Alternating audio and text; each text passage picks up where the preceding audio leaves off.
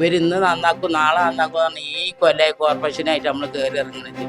ഒന്ന് പ്രായമുള്ള ആൾക്കാരിന് ഇവിടെ ഉണ്ടായത് എന്നൊക്കെ ഞങ്ങളൊക്കെ അത്ര ഇതില്ലേന്, ഞങ്ങൾക്കൊന്നും ബുദ്ധിയില്ല. ഫുള്ളും ഇവിടെ വെള്ളപ്പൊക്കമാണ്, ഇവിടെ പായിട്ട് പോലും കിടക്കാൻ കഴിയുന്നില്ല. മഴ പെയ്താലും ഫുള്ളും വെള്ളം ഇതിൻ്റെ ഉള്ളിലാണ്. നമുക്ക് ആ ബിൽഡിങ്ങിന്റെ അവസ്ഥ ഓരോ ദിവസം കൂടുന്തോറും അവിടുന്ന് ഓരോ കോൺക്രീറ്റ് പീസ് പാളികളിൽ ഇങ്ങനെ ആളുകളെ മേലിലേക്കാണ് വീണുകൊണ്ടിരിക്കുന്നത്. അപ്പോൾ അതിനെ കൊണ്ടിട്ട് നമ്മളിവിടെ കിടന്ന് മരിക്കാൻ തീരുമാനിച്ചിരിക്കുന്നു. മരിച്ചാലെങ്കിലും ഓരെന്തിനും തിരിഞ്ഞൊക്കെ എത്ര കൊല്ലങ്ങൾ വർഷങ്ങളോളായി നമ്മൾ ഈ കോർപ്പറേഷനിൽ ഇറങ്ങി കീയണത്. കോർപ്പറേഷനിലും കലക്ടറും മറ്റോരും മറിച്ചോരും എല്ലാവരും വന്ന് വന്ന് വന്ന് വന്ന് വന്ന് നോക്കണം. നമ്മൾ കഴിഞ്ഞ കൗൺസിലിന്റെ ടേമിലെ നമ്മൾ ഈ വിഷയം ഉന്നയിച്ചിട്ട് നമുക്കിതിനു വേണ്ടി ഫണ്ട് വകയിരുത്തിയിട്ടുണ്ട്. പക്ഷേ ഒരു സ്പീഡപ്പ് ആവുന്നില്ല. ഈ മഴയും കാറ്റും ഇടിയൊക്കെ വരുന്ന സമയത്ത് റോട്ടുമലേക്ക് പോയി നിൽക്കുകയാണ് ചെയ്യുന്നത്. ജസ്റ്റ് ടൈം ഒരു കുട്ടിയുടെ മേല് വീണതിന് ശേഷമാണ് കോർപ്പറേഷൻ ഇതിന്റെ അടിയന്തര നടപടിയായിട്ട് സ്വീകരിച്ചിട്ട് അവിടത്തേക്ക് വന്നോട് കൂടിയിട്ട് ഒന്നായിട്ട് കട്ടിലിന് മുകളിൽ ഒന്നായിട്ട് ഇട്ടിഞ്ഞു കൊടുത്തു. അന്നിന്റെ മരണമാണ് കാണേണ്ടത്, അന്നിന്റെ മരണം കാണേണ്ടത്.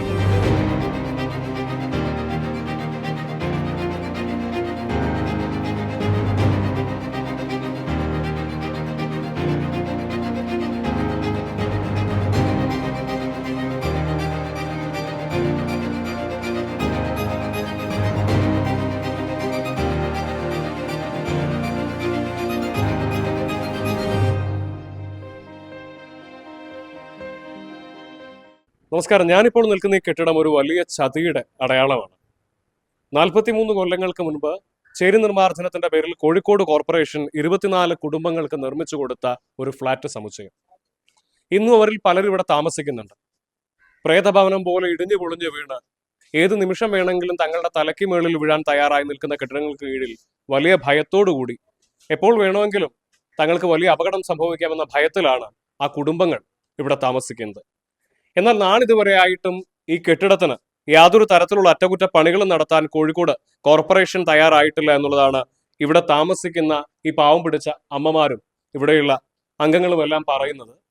എന്തുതന്നെയും വലിയ കഷ്ടമാണ് ഇവരുടെ അവസ്ഥ.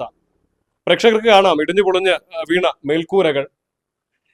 എങ്ങോട്ട് ഒന്ന് ഇടത്തോട്ടോ വലത്തോട്ടോ തിരിയാൻ പോലും പറ്റാത്ത വലിയ ബുദ്ധിമുട്ടിലുള്ള സ്ഥലത്താണ് അവർ താമസിക്കുന്നത്. തങ്ങൾ ആരോട് തങ്ങളുടെ പരിഭവം പറയണമെന്നറിയാതെ, തങ്ങളെ രക്ഷിക്കാനായിട്ട് എന്നാണ് കോർപ്പറേഷൻ ഈ വഴിക്ക് വരിക എന്ന് അറിയാതെ നിൽക്കുകയാണ് ആ പാവം പിടിച്ച അമ്മമാർ. 1983 വെള്ളയിൽ ചേരി നിർമ്മാർജ്ജന പദ്ധതിയുടെ ഭാഗമായി കോഴിക്കോട് കോർപ്പറേഷൻ ഈ പ്രദേശത്ത് താമസിച്ചിരുന്ന 24 കുടുംബങ്ങൾക്കായി ഫ്ളാറ്റ് സമുച്ചയം നിർമ്മിച്ചത്.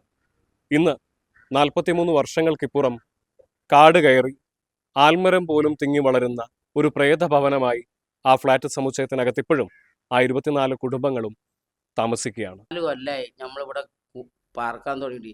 ഇതുവരെ നമ്മളിങ്ങനെ ജീവിച്ചു പോയി. ഈ ഒരു കയ്യിൻ്റെ ഇടയിൽ നമ്മൾ ജീവിച്ചു പോയി. ഉമ്മയും ബാപ്പയും 4 മക്കളാണ്. എനിക്ക് 4 പെൺകുട്ടികളാണ്. അന്ന് മുതൽ ഇന്ന് വരെ നമ്മൾ ജീവിക്കുക തന്നെയാണ്. മക്കളെല്ലാം കല്യാണം കഴിച്ചോണ്ടേ. ഇപ്പോൾ നമ്മളിപ്പോൾ 3 ആൾക്കാർ ഇവിടെ ഇപ്പോൾ ഇനിയുണ്ട്. അവിടെ ഫുള്ള് കുത്തി ഒലിച്ചിട്ട് അങ്ങനെ ചോർന്നിട്ട് ഇങ്ങോട്ടൊക്കെയാണ് വരുന്നത്. ഫുള്ള് ഇവിടെ വെള്ളപ്പൊക്കമാണ്. ഇവിടെ പായിട്ട് പോലും കിടക്കാൻ കഴിയുന്നില്ല. മഴ പെയ്താലും ഫുള്ളും വെള്ളം ഇതിൻ്റെ ഉള്ളിലാണ്. ഇവരിന്ന് നന്നാക്കും നാളെ നന്നാക്കും പറഞ്ഞ് ഈ കൊല്ലം കോർപ്പറേഷനായിട്ട് നമ്മൾ കയറി ഇറങ്ങുന്നത്.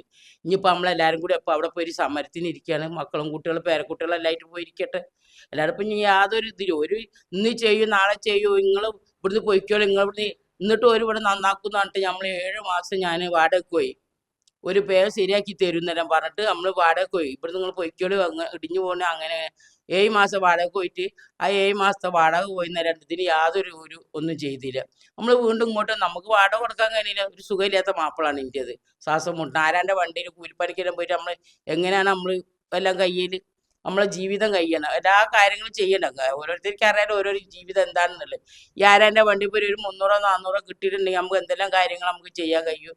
അപ്പോൾ അതിനെ കൊണ്ടിട്ട് നമ്മളിവിടെ കിടന്ന് മരിക്കാൻ തീരുമാനിച്ചിരിക്കുന്നു. മരിച്ചാലെങ്കിലും ഓരെന്തിനും തിരിഞ്ഞൊക്കെ വയ്ക്കും. എല്ലാവരും ഇപ്പം നമ്മൾ എന്ത് പറയാനാണ്, യാതൊരു രക്ഷയില്ല മോനെ. ഇത്രയും വെറുത്തിട്ട് പറയാണ്. ഞങ്ങളെ വീട് പൊളിച്ചിട്ട് ഞങ്ങൾ നല്ല വീടുകളായിരുന്നു. അവിടെ ഈ 24 കൂട്ടർ ഇവിടെ ഉള്ള ഇറ്റകൾ തന്നെയാണ്. ഓടും വന്നോലും തായോലും ഒന്നല്ല. പക്ഷേ വളരെ അത്യം വേദനപ്പെട്ടേ. പിന്നെ മോനോട് പറയണ ഈ ആ വീട് ഒരൊറ്റ വീട്, അവിടെ മുറ്റത്തൊരു വീടുണ്ട്. ആ വീടിൻ്റെ അതിർത്തി പറഞ്ഞിട്ടാണ് ഇത് പൊളിച്ചു കൊടുത്തത്. നോക്കുമ്പോൾ ഫ്ലാറ്റാണ് വരുന്നത്. ഒന്നും അറിയുന്നില്ല, നമ്മളൊന്നും അറിയുന്നില്ല ഇതെങ്ങനെ വരുന്നത്. ഒന്ന് പ്രായമുള്ള ആൾക്കാരിന് ഇവിടെ ഉണ്ടായത്. ഞങ്ങളൊക്കെ അത്ര ഇതില്ലേന്, ഞങ്ങൾക്കൊന്നും ബുദ്ധി ഇല്ല. അപ്പൊ മോനോട് പറയാം, അത്രയും കഷ്ടപ്പെട്ടിട്ട് അത്രയും ഇതായിട്ട് ഈ 20 വർഷങ്ങളോളായി നമ്മൾ ഈ കോർപ്പറേഷനിൽ ഇറങ്ങി കീയണത്. കോർപ്പറേഷനിലും കലക്ടറും മറ്റോലും മറിച്ചോലും എല്ലാരും വന്ന് നോക്കാണ്.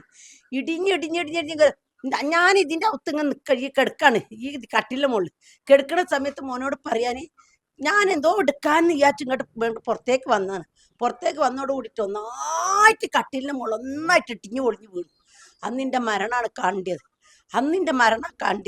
പിന്നെ ഒരു വയറ്റിലുള്ള പെൺകുട്ടിയാണ് ഇതിൻ്റെ അകത്തുള്ളത്. ഞങ്ങളെല്ലാവരും ഇവിടെ തന്നെ താമസിക്കുന്നത്. പക്ഷെ എന്താ മോനോട് പറയുന്നത്, ഈ കോർപ്പറേഷന് അപ്പോൾ പോയ മേയർ പറഞ്ഞ് നിങ്ങൾ പിന്നെ ഒരു കാര്യം എല്ലാം റെഡി ആക്കി, നിങ്ങളെ കാറ്റിലെല്ലാം റെഡി ആക്കി, ഇനി ഒന്നും ഇതാക്കാല്ല, നിങ്ങൾ ഒപ്പിട്ടാളിന്ന് പറഞ്ഞു. 30 ദിവസം കൊണ്ട് ഇവിടെ നിന്ന് ഇറങ്ങണമെന്ന് പറഞ്ഞു. 30 ദിവസം കൊണ്ട് ഞങ്ങൾ ഇറങ്ങാൻ തയ്യാറായി നിന്നതാണ്. നിൽക്കുമ്പോഴത്തേക്ക് മോനോട് പറയാം, പിന്നെ വേറൊരു മേയറാണ് വരുന്നത്. ഈ മേയർ മാറി വരുന്ന അനുസരിച്ച് ഞങ്ങൾക്ക് ഒരു അധീനം കാണില്ല. കോർപ്പറേഷൻ ഒരു മറുപടി നമുക്ക് പറയണമില്ല. ഞങ്ങൾക്ക് ഈ കടലാസ് കിട്ടാൻ ഞങ്ങൾ എങ്ങനെ ഇറങ്ങാനാണ് മോനോട് പറയാം. ഈ മഴയും കാറ്റും ഇടിയൊക്കെ വരുന്ന സമയത്ത് റോട്ടുമലേക്ക് പോയി നിൽക്കുകയാണ് ചെയ്യുന്നത്. എല്ലാവരും കൂട്ടത്തോടെ പോയി നിൽക്കുകയാണ് ചെയ്തത്. ഒട്ടാഴ്ച കരീനമായി എല്ലാവരും ദേശം വട്ടത്തിലേക്ക് എല്ലാവരും എന്താണിത് കരുതി വീട്ടിൽ കൂടെ ഒരൊച്ച നായിട്ടൊരു കുലുങ്ങണ്, ഫ്ലാറ്റ് കുലുങ്ങണ്. അങ്ങനെ ഒരു അവസ്ഥയിലാണ് ഞങ്ങൾ ജീവിക്കുന്ന മോനെ. നമ്മൾ 1984 ചേരി നിർമ്മാർജ്ജന പദ്ധതി പ്രകാരം 24 കുടുംബങ്ങൾക്ക് നൽകിയ ഫ്ലാറ്റാണ്.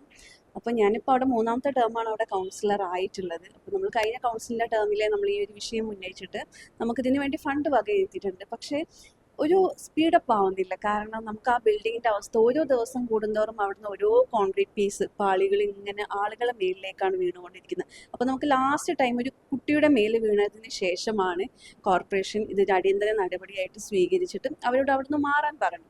പക്ഷെ എല്ലാവരും മാറിക്കഴിഞ്ഞിട്ടും പക്ഷേ അവർക്ക് ഒരു ഓണർഷിപ്പ് ഇവിടുന്ന് കിട്ടിയിട്ടില്ല. കാരണം ഇത് ഫ്ലാറ്റായി വന്നാൽ ഈ 24 കുടുംബങ്ങൾക്കും കിട്ടുമോ എന്നുള്ളൊരു ഉറപ്പുണ്ട്. അപ്പോൾ പോയവരെല്ലാം വീണ്ടും തിരിച്ച് ഫ്ലാറ്റിലേക്ക് ഞാൻ വരുന്ന സാഹചര്യമാണ് ഇപ്പം നിലവിലുള്ളത്. ഇപ്പം ആളുകളെ മെയിൻ പ്രശ്നം എന്ന് പറയുമ്പോൾ നമ്മൾ ഈ മഴ പെയ്യുന്ന സമയത്തൊക്കെ ഒട്ടും സേഫ് അല്ല ബിൽഡിങ്. അൺഫിറ്റ് ആയിട്ടുള്ള ബിൽഡിങ്ങിലാണ് ഇപ്പം ഇത്രയും കുടുംബങ്ങൾ താമസിക്കുന്നുള്ളത്. നമ്മൾ മേയറും ഞങ്ങളൊക്കെ ഇടപെട്ടിട്ട് അവരോട് അവിടുന്ന് മാറി താമസിക്കാൻ പറഞ്ഞിട്ടുണ്ട്. പക്ഷെ അവർക്ക് ഈ ഓണർഷിപ്പ് കമ്പൽസറിയാണ്. കാരണം ഏതൊരു വ്യക്തിക്കും ഒരു വീട് എന്നുള്ളത് നിർബന്ധമായിട്ടുള്ള ഒരു ഘടകമാണ്. അപ്പോൾ ഈ വരുന്ന കൗൺസിലേക്ക് ഇപ്പം മേയർ അവരോട് ആവശ്യപ്പെട്ടത് അവർ ഈ കോർപ്പറേഷൻ്റെ പരിധിയിൽ അവർക്കൊരു യാതൊരു സ്ഥലമോ ഭൂമിയോ വീടോ ഒന്നും ഇല്ല എന്നുള്ള വില്ലേജ് ഓഫീസറുടെ സാക്ഷ്യപത്രം, പിന്നെ അവർ സ്വയം പ്രസ്താവന നൽകുന്ന രീതിയിലുള്ള ഒരു അഫിഡവിറ്റും ആവശ്യപ്പെട്ടിട്ടുണ്ട്. അത് 24 കുടുംബങ്ങളും കൊടുത്തു കഴിഞ്ഞു. അപ്പോൾ ഈ വരുന്ന കൗൺസിലിലേക്ക് നമുക്ക് ഓണർഷിപ്പ് കൊടുക്കാനുള്ള ഒരു നടപടിയായിട്ട് മുന്നോട്ട് പോകാമെന്ന് മേയർ ഇന്നും പറഞ്ഞിട്ടുണ്ട്. പിന്നെ അതിന് ശേഷമുള്ള കാര്യത്തിലാണ് എൻ്റെ ഒരു ടെൻഷൻ. കാരണം നമുക്കൊരു ബിൽഡിംഗ് ആവാന്ന് പറയുന്നത് ഒരു 5 ഇയർ ഇപ്പോൾ അതിൻ്റെ കോൺട്രാക്ട് എടുത്തിട്ടുണ്ടെങ്കിൽ ഒരിക്കലും നടക്കുന്ന കാര്യമല്ല. കാരണം അത്രയും പാവപ്പെട്ട ആളുകളാണ് എല്ലാവരും. വീട്ടുജോലിക്ക് പോകുന്ന സ്ത്രീകളൊക്കെയാണ് അവിടെ ഉള്ളത്. അപ്പോൾ ഈ 5 വർഷത്തോളം ആർക്കും ഒരിക്കലും ഈ വാടക കൊടുത്ത് നിൽക്കാന്ന് പറയുമ്പോൾ പ്രയാസമാണ്. ഇപ്പം എൻ്റെ ഒരു റിക്വസ്റ്റ് എന്ന് പറയുന്നത് നമ്മളൊരു ടൈം പീരീഡ് വെച്ചിട്ട് ഒരു 2 ഇയറിൽ നമുക്കത് അവർക്ക് പൂർത്തീകരിക്കാൻ കൊടുക്കുന്ന രീതിയിലുള്ള നടപടിയായിട്ട് കോർപ്പറേഷൻ പോകുകയാണെങ്കിൽ കാര്യം എളുപ്പമാകും. കാരണം ഇനി ലാഗ് ആവരുത്. കാരണം അടുത്ത മഴേൻ്റെ സമയത്തും ഇവർ ഈ ബിൽഡിങ്ങിൽ ആണെങ്കിൽ നമുക്ക് വില്യങ്ങാടിയിലുള്ള അവസ്ഥ വരേണ്ടി വരും. കാരണം ഒരാൾക്കും ഒരു അപകടം പറ്റരുത് എന്നാണ് ഞങ്ങൾ എല്ലാവരും ആഗ്രഹിക്കുന്നത്.